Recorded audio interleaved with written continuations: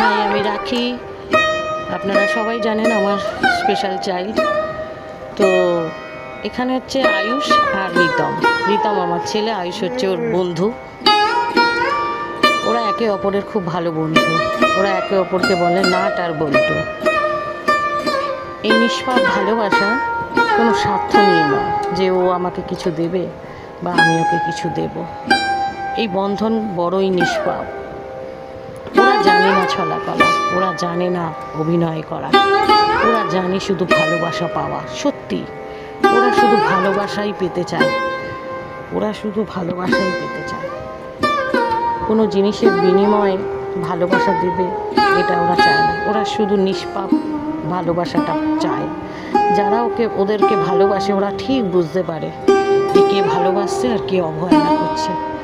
তাই আবারও বলবো, ওরা অবহেলিত নয়।